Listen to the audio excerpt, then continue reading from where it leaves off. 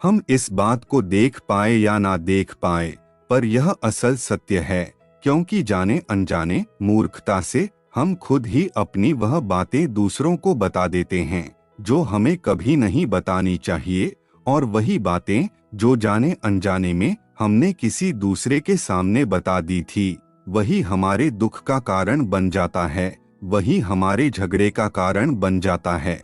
और फिर बाद में हमें पछतावा होता है कि मुझे यह बात किसी को बतानी नहीं चाहिए थी, मेरी ही गलती हुई कि मैंने जाने अनजाने में यह बात सभी को बता दी।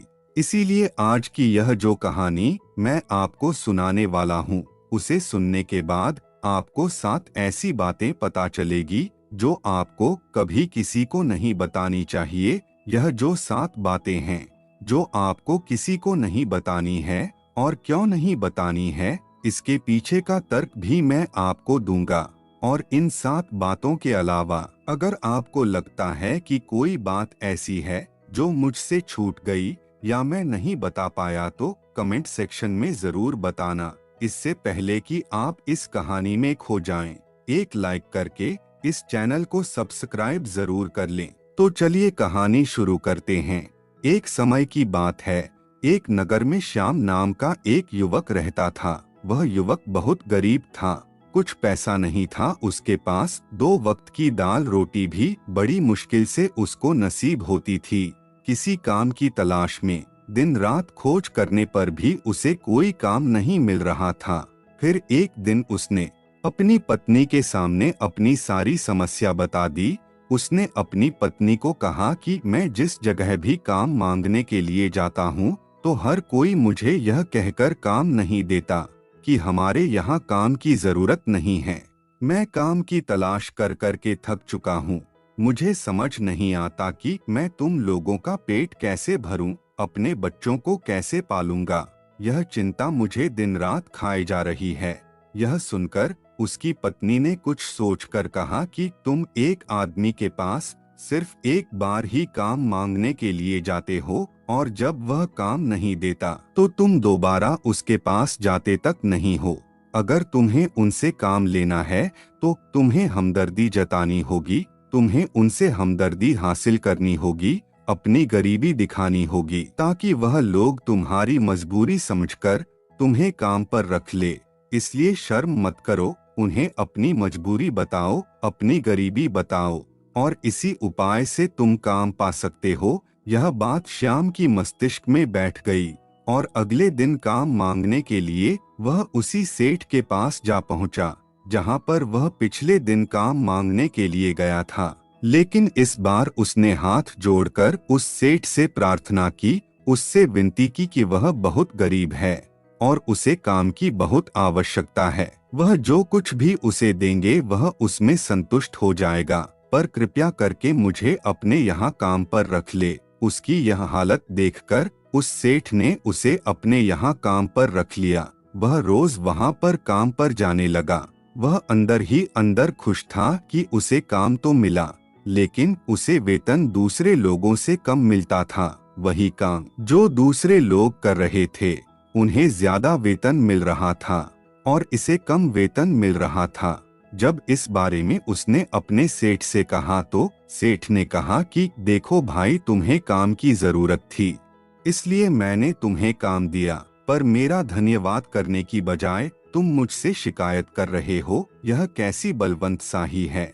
यह सुनकर श्याम वहीं पर चुप हो गया। बात कहीं ना कहीं सत्य थी। सेठ ने तो उसे उसकी मजबूरी के हिसाब से ही काम दिया था, और इसीलिए वह उसे अपने अनुसार ही वेतन देता था। लेकिन धीरे धीरे उसने यह बात अपने सगे संबंधियों और अपने दोस्तों को भी बताना शुरू कर दी कि उसका सेठ कैसा आदमी है और उसे कितना वेतन देता है। समय बीतता रहा और श्याम पूरी लगन के साथ अपना काम करता रहा, लेकिन अब परिस्थितियां बदलने लगी थी। सेठ अब श्याम से दूसरे लोगों से ज्यादा काम लेता था और उनसे कम वेतन उसे देता था। यह बात श्याम के मन को बहुत खलती थी। वह दूसरों से ज्यादा मेहनत कर रहा है और उनसे कम वेतन पा रहा है। इससे उसके आत्मसम्मान को बहुत गहरी चोट पहुंची। अब धीरे धीरे उसका मन अपने काम से हटने लगा। उसका मन काम में लगता ही नहीं था। जाहिर सी बात है कि ऐसी जगह किसका मन नहीं लगेगा जहां आदमी को अपने आत्मसम्मान के साथ समझौता करना पड़े। इसीलिए जल्द ही उसने अपना काम छोड़ दिया और वह घर पर आकर खाली बैठ गया। अब उसके पास घर का खर्चा चलाने के लिए भी पैसे नहीं बचे थे। इसीलिए उसने अपने सगे संबंधियों और अपने दोस्तों से सहायता मांगनी शुरू की। लेकिन उसके दोस्त उसके सामने तो उसे दया का पात्र समझते थे, उसे दिलासा देते थे, लेकिन पीछे से उसका मजाक उड़ाते थे। वह कहते कि कितना बेवकूफ है, सेठ ने इतना काम लिया और बेचारे को पैसे भी नहीं दिए। अरे हम इसको पैसे दे तो यह कल हमारा भी पैसा नहीं वापस कर पाएगा। इसकी ऐसी हालत है कि बिना काम के पैसा कहाँ से लाकर देगा। और इसी वजह से श्याम की हालत दिन प्रतिदिन खराब होती जा रही थी। अब वह दिन रात तनाव में रहने लगा था। वही दोस्त, वही सगे संबंधी जो उसके अपने होने का दिखावा करते थे, वह उसे दया का पात्र समझ रहे थे। उन्हें उसके ऊपर तरस आ रहा था।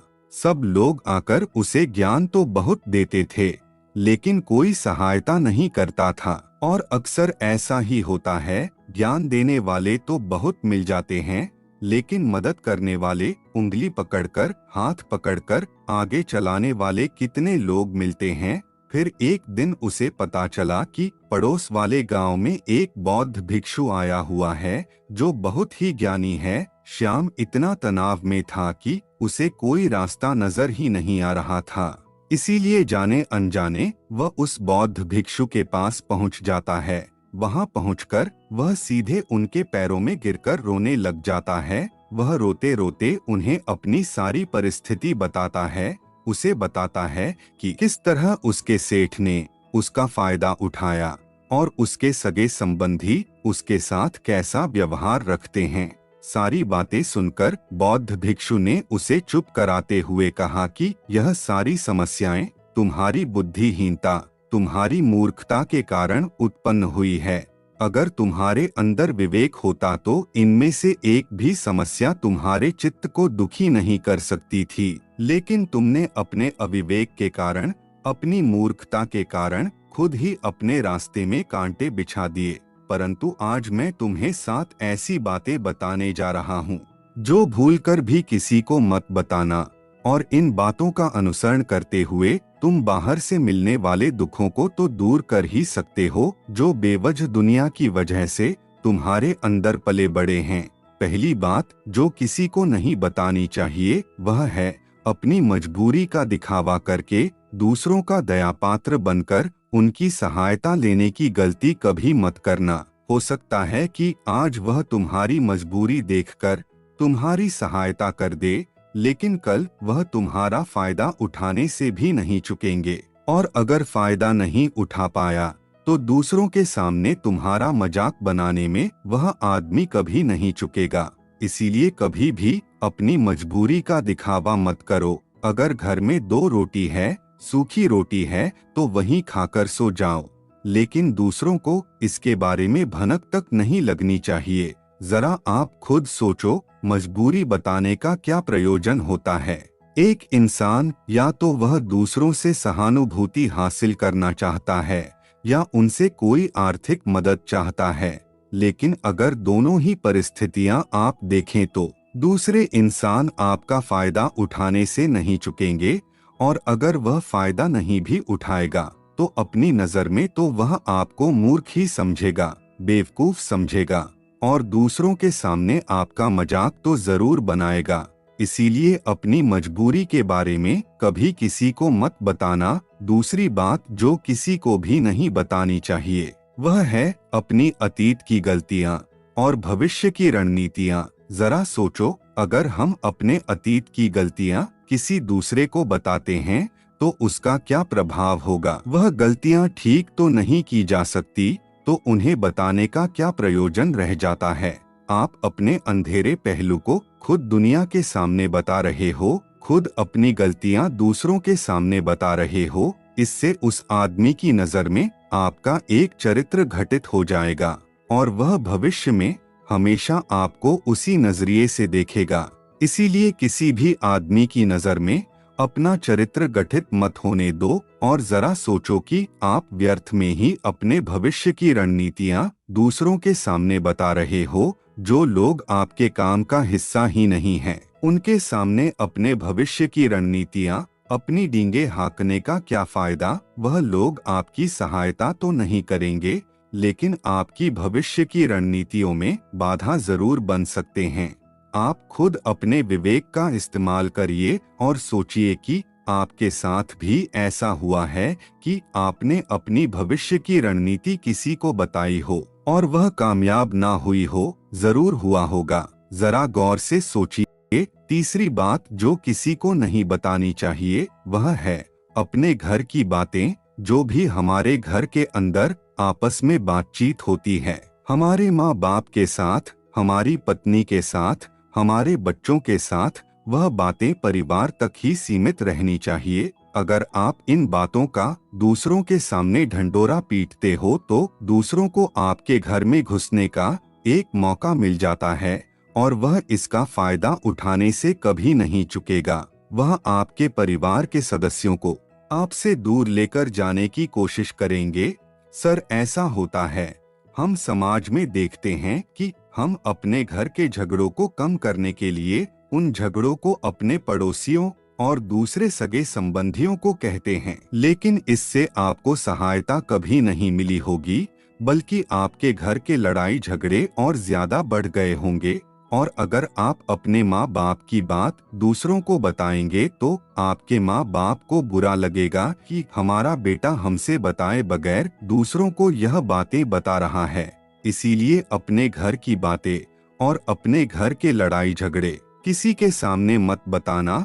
अगली बात जो मैं आपको बताने जा रहा हूँ, जो किसी को नहीं बतानी चाहिए, वह सुनने पर बहुत अजीब लग सकती है, लेकिन उसका सत्य भी मैं आपको एक तर्क के माध्यम से दूंगा। मैं कहता हूँ कि अपनी आमदनी किसी को मत बताना। अब अपनी आमदनी ना बताने के पीछे क्या प्रयोजन हो सकता है? जरा सोचिए कि आप अपनी आमदनी अपने दोस्तों को बता देते हैं, तो जब आपके दोस्तों को जरूरत पड़ेगी तो वह सिर्फ आपको ही याद करेंगे, क्योंकि उनको पता है आपकी आमदनी ज्यादा अच्छी है तो आप ही उनकी मदद कर सकते हैं, और इसीलिए ज्यादा लोग आपसे सहायता मांगेंगे। और जब आप उनकी सहायता नहीं करेंगे तो वह सोचेंगे कि इस आदमी के पास पैसे हैं जो मेरी सहायता कर सकते हैं, लेकिन यह सहायता कर नहीं रहा है। इसीलिए आपकी आमदनी आप दोनों दोस्त के बीच एक झगड़े का कारण हो सकती है।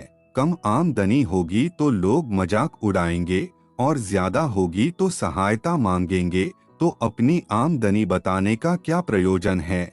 अगली बात जो मैं आपको बताने वाला हूँ, उसे अपनी घाट बांध लेना और किसी को यह बात मत बताना। अपनी कमजोरी और अपनी ताकत अक्सर इंसान को पता नहीं होता है कि उसकी कमजोरी या उसकी ताकत क्या है, लेकिन अगर आपको अपनी कमजोरी और अपनी ताकत पता है तो पहली बात आप बहुत ही बुद्धिमान आदमी हैं, और दूसरी बात कि आपको यह बातें किसी से साझा नहीं करनी है, क्योंकि अगर आपकी कमजोरियां दूसरों को पता चल गई तो वह आपकी कमजोरियों का फायदा उठाएंगे, और अगर आपकी ताकत पता चल गई तो वही ताकत आपकी कमजोरी बन जाएगी, क्योंकि वह ताकत दूसरे आदमी को पता है और वह ताकत की खाट भी ढूंढ ही लेगा।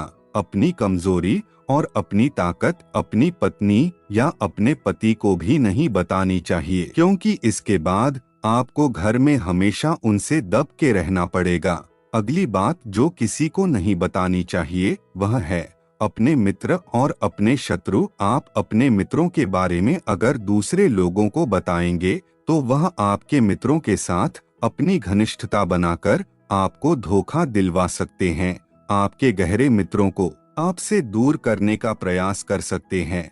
अक्सर आम आदमी ऐसा नहीं करता, लेकिन आपके दुश्मन ऐसा करने की कोशिश कर सकते हैं।